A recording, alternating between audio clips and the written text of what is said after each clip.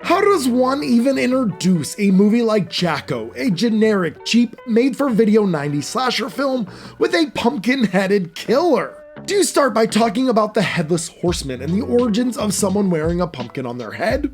Speaking of pumpkins on their head, you could talk about the similarities Jacko has with Stan Winston's 1988 film, Pumpkinhead. The supernatural revenge element in Jacko is a straight ripoff. Maybe you talk about the star of the film, Linnea Quigley. You could go into why she's so important, but I feel like I've done that shtick before.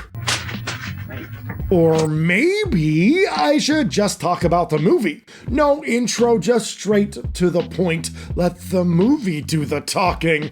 This is 1995's Jacko, and this is the HellBound Horror Show.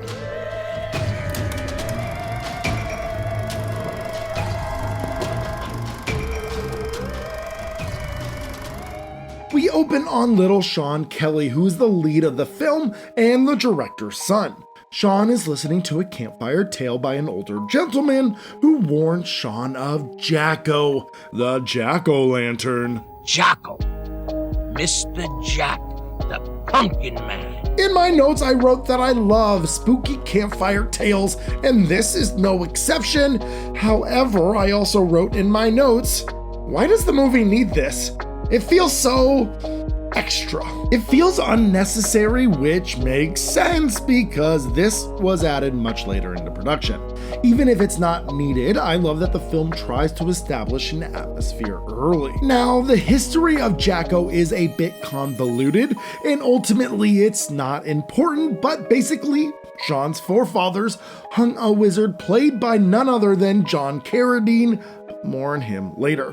Well, that wizard cursed the family and sent Jacko, a pumpkin-headed evil force, to take revenge by killing Sean's bloodline. Luckily, one of Sean's forefathers was able to seal Jacko away for decades. Legend has it that the 6th generation of the Kelly bloodline is the only one capable of killing Jacko, aka that's Sean. We have an extended flashback telling of this tale, but again, storytelling is not Jacko's strong suit. This is the part of the film that I fell in love with the commentary track found on the disc by director Steve Latshaw and producer Fred Olen Ray. Fred Olen Ray is a sleazeball known for Hollywood chainsaw hookers, evil tunes, and so many more. He loves being controversial and doesn't mind playing the villain. Fred Olen Ray had some footage of John Carradine that never made it to a feature film. So he decided to use that footage in Jacko to give the film some more star power, even though the footage had nothing to do with Jacko. And, oh yeah, this was 7 years after John Carradine was already dead. So his inclusion in the movie is a bit sleazy. This would not happen on a Fred Olen Ray film. Sean gets picked up by a strange adult woman and his dad doesn't seem to mind. Thinks nothing of it, and the adult woman sticks around and gets a little hands-on with Sean. Weird.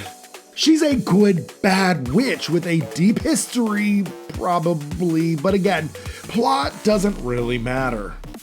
Later that night, Sean watches the Horror Channel, and would you look at that? Cameron Mitchell appears on the TV as a horror host.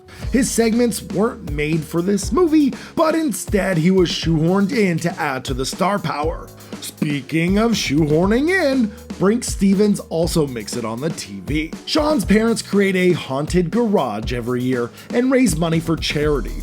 While the parents spook the neighborhood, Sean needs to get a babysitter to take him trick-or-treating. Cue Linnea Quigley. In our first scene with Linnea Quigley, her presence steals the show. She is such a pro and her performance elevates this whole movie. Seriously, check out her acting chops in the very first scene that she's in this one. Yeah. Linnea Quigley is introduced with 60 plus seconds of her showering in all her nude glory. No lines, no character moments, just naked, just showering. Now, I'm not complaining, it's just my observation. We cut to 3 teenagers who stumble upon the grave of Jacko, and they unleash the demon. Jacko goes on a killing spree, and that's basically the movie. We get Jacko going from scene to scene, killing different people. Who is this good, bad witch? What is her connection with John Carradine? Why does Jacko kill everyone in sight? Will Sean stop the evil demon? Find out in Jacko. Jacko is pure 90s shot on video slasher goodness. Jacko is just an amazing concept for a villain. With a scarecrow-esque body and a pumpkin for a head, it just screams Halloween. Sure, the plot is overly convoluted, and some elements and actors are shoehorned in just for the sake of it. It's cheap and a bit amateurish, but it's a lot of fun. Turn off your brain and put it on in the background during a get-together or Halloween party. If you do want to watch the film, you've gotta get the MakeFlix Blu-ray of it. The film never looked better, but it might be out of print, so you gotta keep your eyes open. It was originally shot on 16mm but edited on video, so restoration was a mess. Ended up restoring the 16mm footage and lining up the audio afterwards. Some of the original camera elements from the digital effects were missing, so they up-resed the VHS footage, and while sometimes it's not a big deal like the opening title sequence, the ending really suffers because of it. The death to Jacko looks terrible, but it's part of the charm of these movies. They could have easily have redone the special effects in the modern age with the footage that they had, but they wanted the Jacko experience to remain the same. Some Foley work and sound effects were added to the Blu-ray release, as producer Fred Olen Ray never liked the sound mixing much, but he didn't add too much as he didn't want to take away from the original film. I do want to talk briefly about one of the highlights of the movie. After her husband gets a sickle to the gut, this lady runs back inside to avoid Jacko. She leaves the door wide open, as one does in this kind of situation.